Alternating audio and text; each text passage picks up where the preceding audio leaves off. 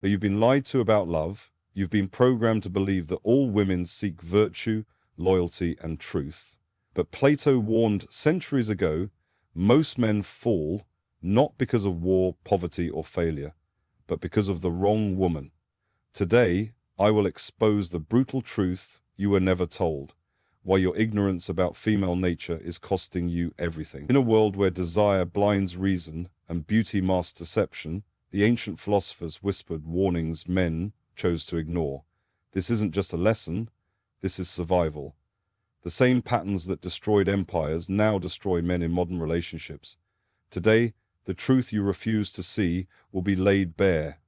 They told you that love is pure, that loyalty is natural, that beauty and virtue are inseparable. They lied to you. For centuries, the warnings echoed through time. A philosopher once said, "The chains of desire are the strongest prison a man willingly walks into." Yet you refuse to listen. You see, most men are not destroyed by war, not by famine, not even by failure. They are destroyed by what they choose to desire, by whom they choose to trust. And often that trust is misplaced in the hands of women who mastered the art of subtle conquest. They said to me, as you may well know, the world made of subtle kind. Plato observed this with clinical precision. He warned that the majority of men would fall prey to illusions, the illusion of perfect love, the illusion of eternal loyalty, the illusion that beauty guarantees goodness. But illusion is a weapon wielded by those who understand how desire governs men. You see, from the very beginning, men have been conditioned to chase after something that doesn't actually exist. This so-called ideal woman, the flawless, angelic, ever-smiling, ever-nurturing, perfect partner, the one who always understands, always supports, never argues, never complains, never betrays. Sounds beautiful, right? Almost poetic. But that is the most dangerous illusion of all. Plato figured it out centuries ago. He observed how men become hopelessly attached, not to the real person, but to an idea. An idea so intoxicating, so hypnotic, that it blinds them. Think about it. How many men have fallen for someone simply because they looked the part? The soft smile, the sweet voice, the beautiful eyes. But did they ever stop to ask what's beneath that? What's the substance behind the surface? Let me give you an example. Darius, a man in his late 20s, intelligent, driven, building a successful startup from scratch. He worked day and night, sacrificed sleep, comfort, everything for his vision. But then she appeared, elegant, classy. Her presence alone could silence an entire room. She told him all the right things. You're amazing. No one works as hard as you. I believe in you. Her words, like honey. Her gaze, like a drug. Within months, Darius shifted focus. The late nights turned into dinner dates, business meetings, cancelled for weekend getaways, slowly, subtly, without him even noticing. His obsession with building his empire transformed into an obsession with pleasing her. And here's the kicker. She wasn't malicious. She didn't cast some evil spell. She simply existed as the projection of his own fantasy. She never asked him to stop building. She never demanded he abandon his mission. But his illusion, his desperate craving for the ideal, did the damage for her. Sound familiar? It should. Because this isn't just Darius's story. It's the story of millions of men. They meet someone who appears to be everything they ever wanted, but they never pause to investigate whether the appearance matches reality. Let's test that. Agla atamato, atamato, atamato, atamato, atamato, atamato. She's different, but is she really? Or is he simply projecting a fantasy onto someone who fits a surface-level checklist? Beauty, charm, attention. Plato warned, what men truly fall for is the shadow of perfection, not the human being standing in front of them. Not her flaws, her complexities, her reality, just the idea. And the more beautiful the illusion, the more devastating the fall. It starts small, she gets me. Then one day, when the mask slips, as it always does, he's shocked, betrayed, confused. He asks, how could she do this to me? But the real question, the one he refuses to ask, is, did I ever really know her at all? Power. It doesn't always look like a throne or a crown or an army marching behind you. Sometimes it's invisible. Sometimes it wears perfume and smiles. You see, most men don't understand just how powerful a woman's influence can be until it's far too late. It doesn't require force. No swords, no raised voices, no commands. It's far more subtle, far more elegant. It's in the way she praises you when you do what she likes. It's in the silence when you don't. And the dangerous part? Most men don't even realize it's happening. It starts with something simple. A compliment. You're amazing. A touch on the arm. A soft laugh at your joke, even when they're not funny. You feel seen, respected, important. Your chest puffs up a little. Your ego starts humming. She gets me, finally. Then, slowly, the game shifts. One day, you bring her flowers, and she smiles. You're the sweetest. You feel 10 feet tall. A few weeks later, same flowers, and suddenly it's, oh, thanks. No sparkle in her eyes this time. Something inside you tightens. You wonder, did I do something wrong? You try harder. A bigger dinner, a more expensive gift, more time, more energy, more effort. Not because she demanded it, oh no, she never had to say a word. Her approval became your currency. And without even realizing it, you're working, striving, chasing for something you didn't even know you signed up for.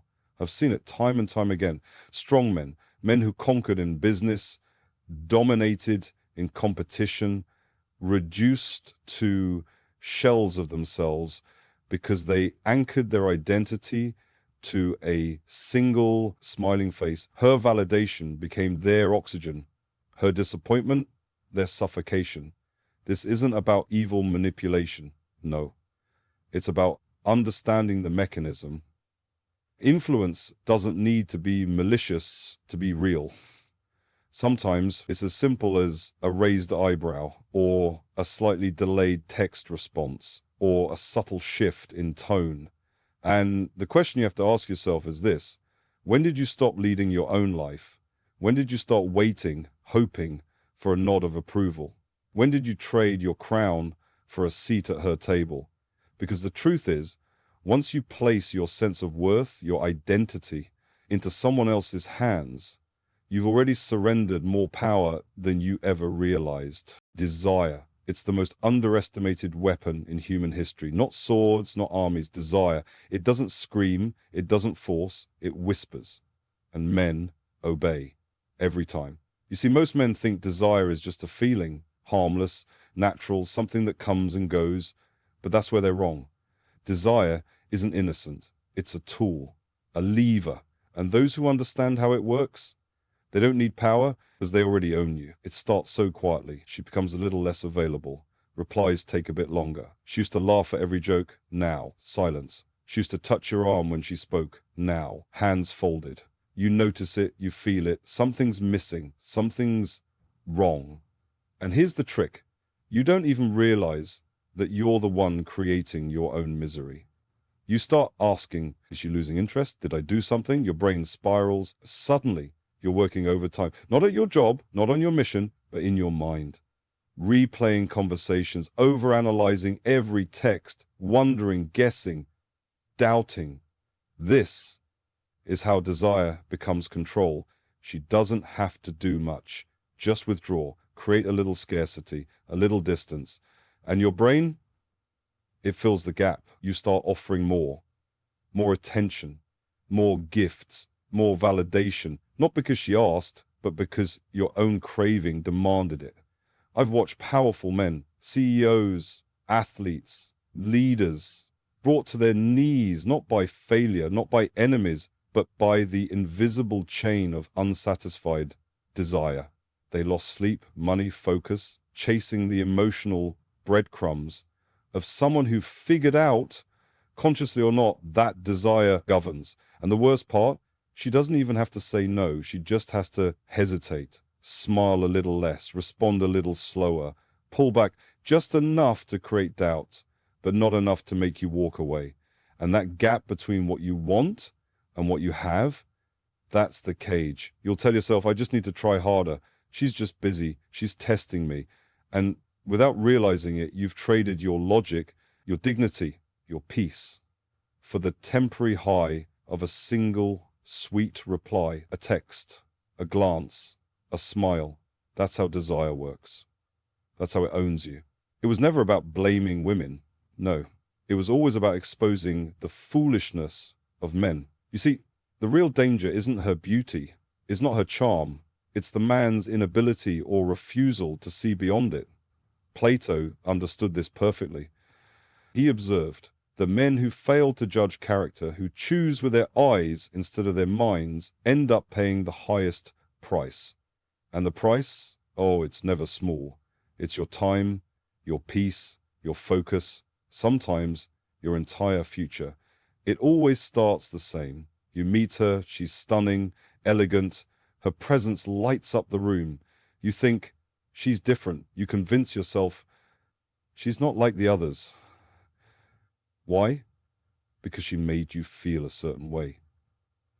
That rush, that spark, that chemical cocktail that clouds every rational thought in your head. But here's the trap. You never pause to ask the questions that actually matter. What does she value? How does she treat people who can't give her anything? How does she handle discomfort, sacrifice, adversity? You don't ask because you don't want to know. You're addicted to the illusion, and then time passes, the mask slips, it always does. The same charm you once adored starts to feel like manipulation. The beauty that once enchanted you now feels cold, strategic. You catch yourself thinking, was this always who she was? No, this was always who you refused to see. I've watched men lose everything because they selected a partner based on aesthetics, on charm, on convenience, not on virtue, not on discipline, not on strength of character. And the cruelest part? Life doesn't care if your intentions were pure. The universe doesn't reward naivety. It punishes it. The man who chooses poorly suffers. Simple. Brutal. I've seen careers ruined, empires crumble, legacies shattered, all because a man failed the most important test of his life, the test of discernment. It's not that women deceive, it's that men deceive themselves. They project, they imagine, they paint someone into who they want them to be instead of who they actually are. And when reality shows up, when the fantasy shatters, the pain is unbearable. But the truth was always there, hiding in plain sight, waiting, watching, quietly asking, would you see her for who she really is, or would you fall for who you hoped she was? You were warned long before today. The whispers of truth have always been there, hidden in old texts, in the stories of broken men, in the ruins of shattered empires. But like most, you ignored it, you dismissed it.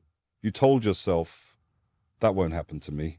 But here you are, staring at the mirror, maybe feeling the weight of those past mistakes, or maybe sensing that uneasy pit in your stomach, raging. You know, you've felt it, maybe once, maybe twice, or maybe you're in it right now. See, this was never about blaming women. No, this was about understanding human nature, raw, unfiltered, uncomfortable. It's about recognizing the patterns that have destroyed kings, warriors, thinkers, men who were smart, powerful, capable, and yet still fell. Fell not because of the woman herself, but because of their blindness, so their own illusions, their own refusal to see reality for what it is, instead of what they wanted it to be. And this is the cruel truth. Life doesn't reward the naive. It doesn't care about how much you loved, how much you gave, how pure your intentions were. Life only rewards those who see clearly, who act with strategy, who choose with discipline over impulse, clarity over desire. You were told, follow your heart, but nobody told you that an undisciplined heart is the fastest road to ruin. You were told, she's different, but nobody told you that difference without proof is just another fantasy waiting to collapse. And let's be honest, the world isn't getting any softer. The games are sharper, the stakes are higher. You slip once, you pay for years. One wrong choice, one illusion mistaken for truth, and you bleed. Not just financially, but mentally, spiritually, emotionally. So now the question isn't, why did she do this to me? No, the real question is, why did I ignore the signs? Why did I betray my own instincts just to chase an illusion that never existed in the first place? Because whether you accept it or not, this world punishes those who don't understand how it works and mercilessly rewards those who do.